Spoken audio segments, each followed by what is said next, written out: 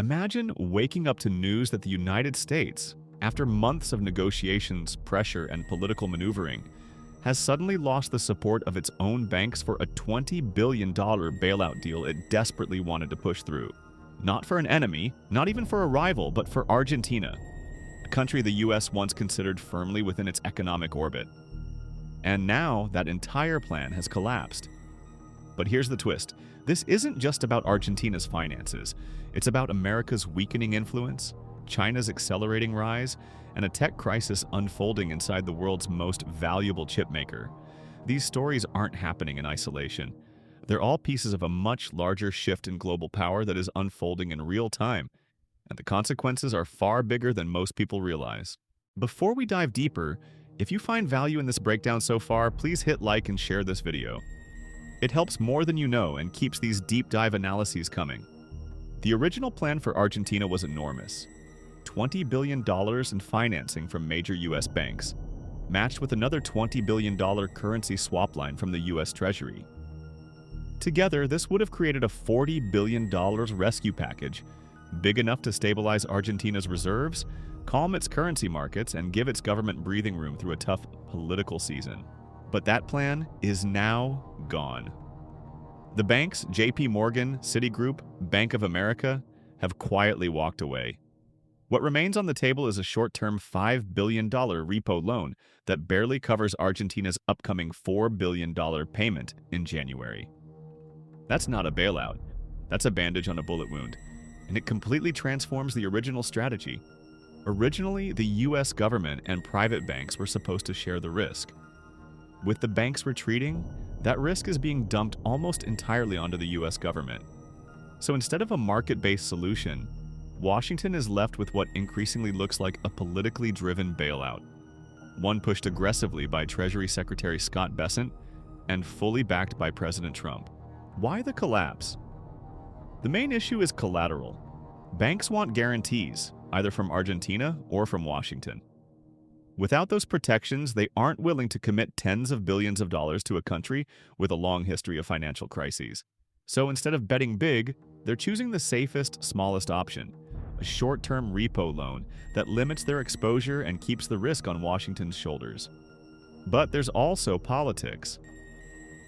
Bessent and Trump argue that Argentina is a strategic partner in Latin America, and that helping its economy is ultimately about countering China's influence. Their logic is simple. Use economic support instead of military pressure to keep countries aligned with the United States. But inside the US, not everyone is buying that argument, especially farmers. US farmers still remember the pain from the earlier trade war with China. When China cut back on American soybeans, it shifted large purchases to Argentina. When Argentina lowered its export taxes, its soybeans became even more attractive to Chinese buyers. Now, farmers are watching Washington pour billions into a country that directly undercut them in global markets. Some see this bailout as a betrayal, financing a competitor at a time when their own margins are already thin. And then, there's timing. The bailout was pushed right before Argentina's midterm elections, and the candidate most favored to benefit politically is Javier Milei, a close Trump ally. Critics argue Washington is interfering in Argentina's politics, not stabilizing its economy. Bessent rejects this completely, pointing to the Exchange Stabilization Fund's strong track record and arguing this is about long-term US strategy. But the backlash has grown large enough that even lawmakers who usually support strong Latin America policy are divided. All of this is happening while China is quietly, steadily building its own financial foothold across the region. Beijing's method is simple but incredibly effective. Offer fast access to yuan when countries are short on dollars. Argentina renewed a 5 billion yuan swap line earlier this year, giving it immediate liquidity. No strings, no long negotiations, no pressure campaigns. And China isn't limiting this approach to Argentina. At the China-SEEK Forum, Beijing announced nearly $10 billion in credit for Latin America, paired with trade deals and banking infrastructure that make using the yuan simple and cost-effective. This is how China plans to chip away at the dollar's dominance. Not with dramatic announcements, but by building the rails of a new financial system. When a country can borrow, save, trade, and settle payments in yuan, its need for dollars naturally declines. And once that shift happens, reversing it becomes nearly impossible. Washington knows this. That's why the Argentina bailout mattered so much. It wasn't just about stabilizing a troubled economy. It was about holding the line against China's expanding influence. But with US banks stepping back and Chinese credit becoming more attractive, the balance is starting to shift. And while Washington is dealing with these financial battles, another crisis is building inside one of America's most important industries: the AI chip race. Nvidia, the crown jewel of US tech, is now under pressure in ways that were unthinkable just a year ago. Jensen Huang, Nvidia's CEO, has openly admitted what investors feared. Losing the China market could significantly shrink Nvidia's future earnings. And this isn't an abstract risk. The China AI chip market is enormous, $50 billion today, potentially over $150 billion by decade's end. If Nvidia is locked out, its valuation, which recently hit $5 trillion, could be built on unrealistic expectations. And just as Nvidia faces these restrictions, China is rapidly moving to close the technological gap. Researchers at Peking University have developed a new analog chip that processes information inside its own memory. That might sound technical, but the impact is massive. Conventional GPUs like Nvidia's H100 waste enormous energy moving data in and out of memory.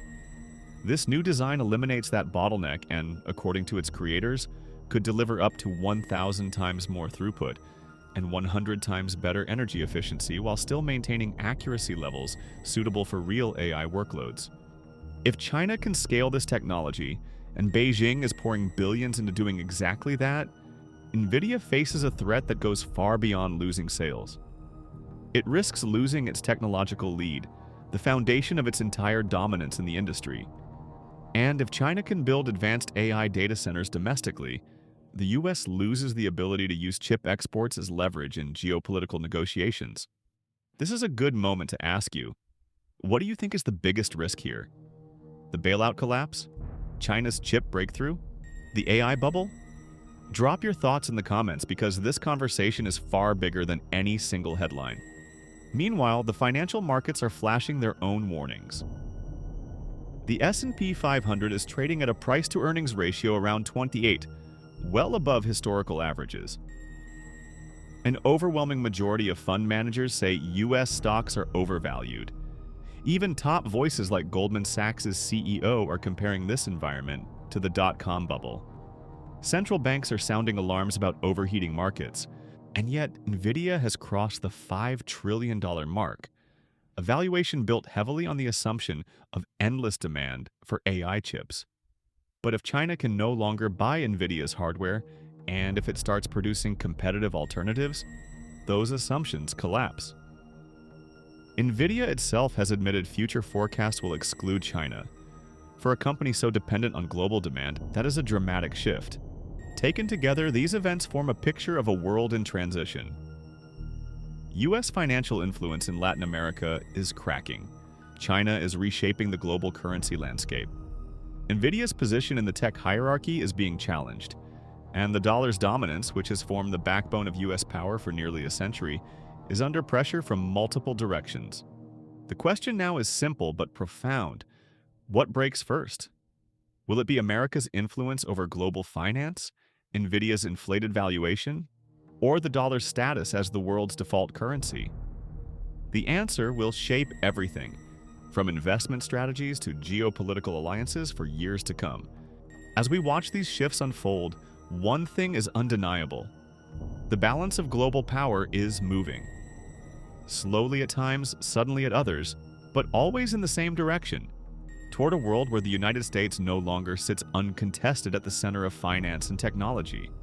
If you made it to the end, thank you for spending your time here. Don't forget to like, subscribe, and ring the notification bell so you never miss these deep global analyses. Thanks for watching, and I'll see you in the next one.